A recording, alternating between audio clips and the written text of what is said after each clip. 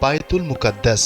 মিরাজের রাতে পবিত্র এই মসজিদে নামাজ আদায় করেছিলেন নবী সাল্লাল্লাহু আলাইহি ওয়াসাল্লাম।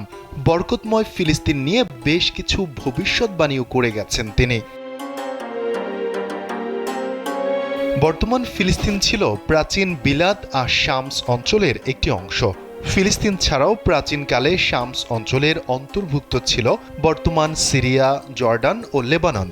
শামদেশ সম্পর্কে রাসূল সাল্লাল্লাহু আলাইহি ওয়াসাল্লামের বেশ কিছু ভবিষ্যৎবাণী রয়েছে। বিশেষ করে বায়তুল মুকাদ্দাস ও তার আশপাশের এলাকায় অদূর ভবিষ্যতে কি হতে যাচ্ছে সে বিষয়ে অনেক ভবিষ্যৎবাণী করে গেছেন নবী সাল্লাল্লাহু আলাইহি ওয়াসাল্লাম।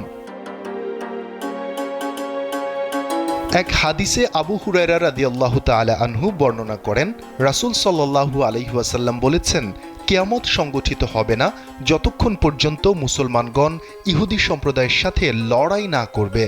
মুসলমানগণ তাদেরকে হত্যা করবে, ফলে তারা পাথর বা বৃক্ষের আড়ালে আত্মগোপন করবে। তখন পাথর বা গাছ বলবে, হে মুসলিম, হে আল্লাহর বান্দা, এই তো ইহুদি আমার পশ্চাতে, এসো তাকে হত্যা করো। কিন্তু গারকাত গাছ এ কথা বলবে না, কারণ এ হচ্ছে ইহুদিদের গাছ।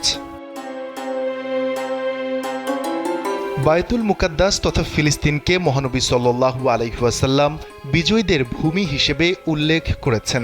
অর্থাৎ ইহুদিদের নির্যাতন ও হত্যাযজ্ঞ একদিন শেষ হবে। মুসলমানদের একটি দল তাদের সঙ্গে যুদ্ধ করবে এবং বিজয়ী হবে।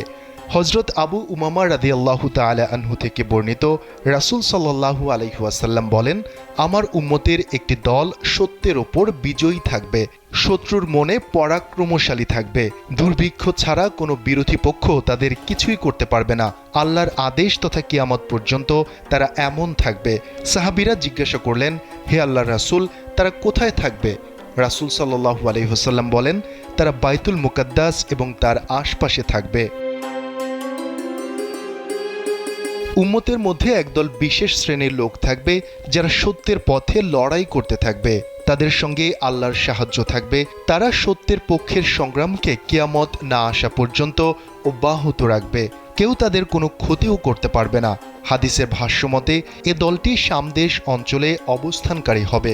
মুগিরা ইবনে শুবা রাদিয়াল্লাহু তাআলা আনহু থেকে বর্ণিত, রাসূল সাল্লাল্লাহু আলাইহি ওয়াসাল্লাম বলেন, আমার উম্মতের এক দল সবসময় সত্যের ওপর বিজয়ী থাকবে।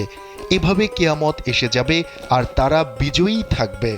তাদের অবস্থানস্থল সম্পর্কে আরেক হাদিসে আবু উমামা রাদিয়াল্লাহু তাআলা আনহু বর্ণিত হাদিসে রাসূল সাল্লাল্লাহু আলাইহি ওয়াসাল্লাম বলেন, আমার উম্মতের একটি দল সত্যের ওপর বিজয়ী থাকবে, শত্রুর মনে পরাক্রমশালী থাকবে। দুর্ভিক্ষ ছাড়া কোনো বিরোধী পক্ষ তাদের কিছুই করতে পারবে না। আল্লাহর আদেশ